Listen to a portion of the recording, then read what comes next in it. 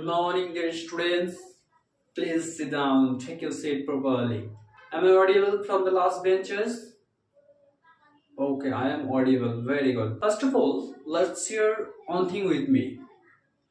Have you heard the story of the turtle and the rabbit?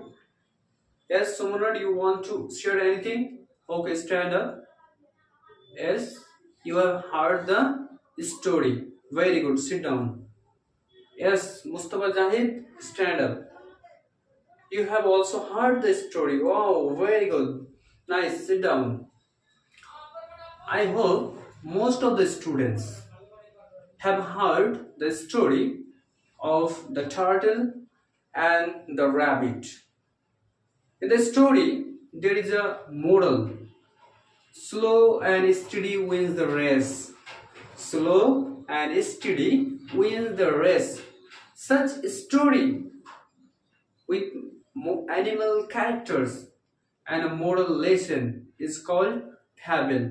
I hope guys you can understand what topic I am going to teach you. I am going to teach you one of the most important topic, that is fable. A story with animal characters and a moral lesson. It has been written by Ralph Waldo Emerson.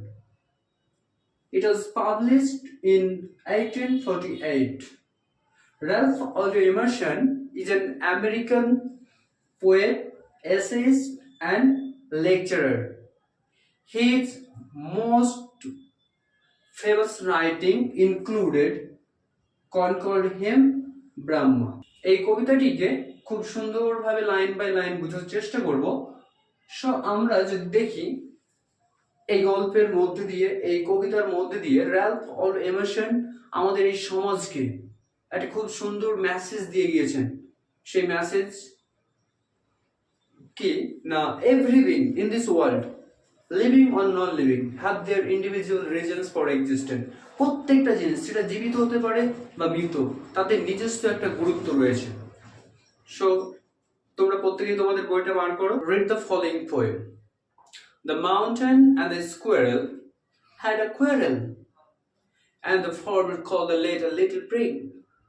One replied, "You are doubtless very big, but all sorts of things and weather must be taken in together to make up a year and a sphere." So প্রথমে আমি এইটুকু আলোচনা করব, তারপরে বাকিটা তোমাদের সামনে আলোচনা করার চেষ্টা করছি। The mountain and the squirrel. Mountain এবং স্কোয়ারেল, তোমরা ছবিটা ভালো করে দেখো, এখানে দেখতে পাচ্ছ প্রত্যেকেই? ওকে, নাইস। সো দেখো এখানে আমরা মাউন্টেন এবং এটা হচ্ছে আমাদের স্কোয়ারেল। হ্যাড আ কোয়ারেল, তাদের মধ্যে একটা কি হলো, ঝগড়া সৃষ্টি হলো। কোয়ারেল, কোয়ারেল শব্দের অর্থ কি? ঝগড়া, যার ফ্রেজাল ভাব হচ্ছে ফল আউট। সো মাউন্টেন এবং স্কোয়ারেলের মধ্যে ঝগড়া সৃষ্টি হলো বা একটা বিভেদ তৈরি হলো, ডিসপিউট। and the farmer, এবং প্রথম জনটা কি এখানে? farmer বলতে আমরা ফার্স্ট ওয়ান, প্রথম ব্যক্তি, ফার্স্ট ওয়ান। প্রথম জন হচ্ছে এখানে আমাদের মাউন্টেন। তাহলে মাউন্টেন কল দ্য লেটার মানে হচ্ছে সেকেন্ড ওয়ান। দ্বিতীয় জনকে বলো, দ্বিতীয় জনকে স্কোয়ারেল। তাহলে মাউন্টেন স্কোয়ারেলকে অ্যাড্রেস করলো কি বলে? Little prig. A question arises in your mind. Sir, what is prig? Prig কি বলো তো, কেউ পারবে? ওকে, আমি বলে দিচ্ছি। Prig, one who consider himself morally correct. One who consider himself morally correct. তো একজন ব্যক্তি যে কিনা নিজেকে মোরালি কারেক্ট বলে মনে করে, তাকে কি বলা হয়? প্রিগ। সো মাউন্টেন স্কোয়ারেলকে লিটল প্রিগ বলে সম্বোধন করলো। Bun replied, "You are doubtless very big." তাহলে এবারে স্কোয়ারেল তার জবাবে বলছে, কি বলছে?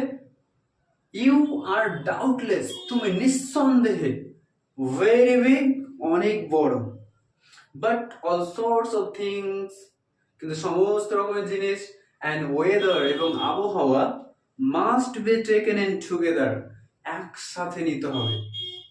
টু মেক আপ আ ইয়ার, যদি আমরা একটা বছর তৈরি করতে চাই।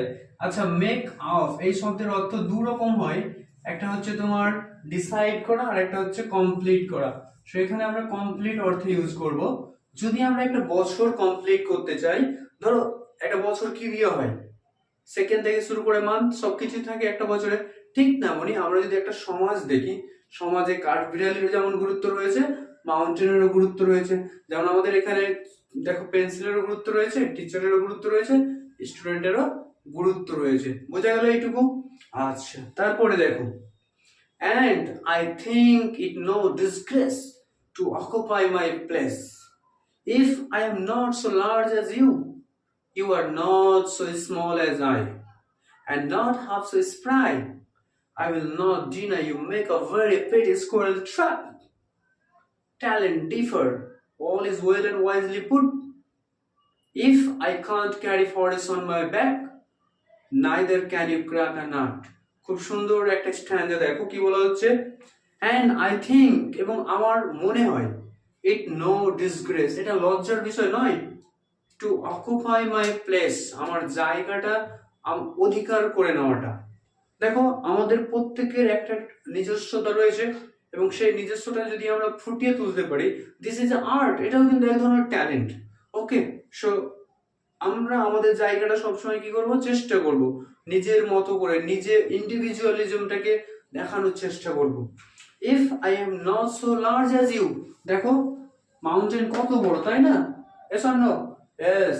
দেখো স্কোয়ারেল কত ছোট্ট, যদি কম্পেয়ার করি মাউন্টেন বড়, স্কোয়ারেল ছোট। তো এখানে সেটাই বলছে যে if I am not so large as you, আমি তোমার মতো বড় নই, and not you are not so small as I, এবং দেখো যদি এবার আমরা স্কোয়ারকে ছোট ভাবি, মাউন্টেনকেও তো ছোট ছোট নয়, তাহলে এ যেমন ওর মতো বড় নয়, ঠিক মাউন্টেনও কিন্তু স্কোয়ারের মতো ছোট নয়। and not half so spry. আচ্ছা, স্প্রাই যে শব্দটা, স্প্রাই মানে হচ্ছে কি স্পোর্টিভ। স্প্রাই কথার অর্থ হচ্ছে স্পোর্টিভ, মানে যারা চঞ্চল, এদিক ওদিক ছোটাছুটি করে। দেখো আমরা যদি দেখি স্কোয়ারেল কি এক গাছ থেকে আরেক গাছে লাফ দেয়, আরেক গাছ থেকে আরেক গাছে। মাউন্টেন কি পারে? পারে না। স্কোয়ারেল সেটাই বলছে যে তুমি বড় হতে পারো, আমার মতো ছোট না। আমি যেমন স্পোর্টিভ, তুমি কিন্তু তেমন স্পোর্টিভও নয় বা প্রাণবন্তও নয়। I will not deny you make, বলছে আমি কখনো অস্বীকার করব না, স্কোয়ারেল বলছে আমি কখনো অস্বীকার করব না, you make a very pretty squirrel trap, তুমি একটা খুব সুন্দর রাস্তা তৈরি করে রেখেছো, যাতে করে কি স্কোয়ারেলরা যাতায়াত করতে পারে। Okay dear students, can you understand me? বুঝতে পারছো তো? ওকে, সো দেখো স্কোয়ারেল বলছে যে কি না, তোমার উপর দিয়ে আমরা চলাচল করি, এটা কখনো আমি অস্বীকার করতে পারবো না। ট্যালেন্টস ডিফার, আমাদের জ্ঞানের, আমাদের নলেজের পার্থক্য। অল ইজ ওয়েল, সমস্ত কিছু ঠিক।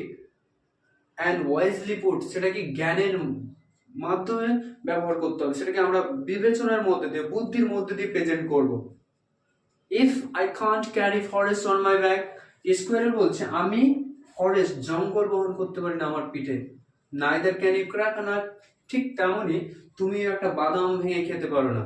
তাহলে দেখো যে মাউন্টেনের ওপরে আমরা কত দেখি, অনেক জঙ্গল থাকে, তাই তো? কিন্তু সেই জঙ্গলের বাদামগুলো ভেঙে কে খায়? স্কোয়ারেল। তাহলে সে যেমন জঙ্গল বহন করতে পারে না, মাউন্টেন কিন্তু বাদাম ভেঙে খেতে পারে না। অতএব আমরা এই গল্পের মধ্যে দিয়ে, আমরা এই কবিতার মধ্যে দিয়ে এটা জানতে পারলাম, size does not determine your worth. Okay, so dear students, I end my class here. Next day we will discuss about the question answer and grammar portion. Okay, thank you all.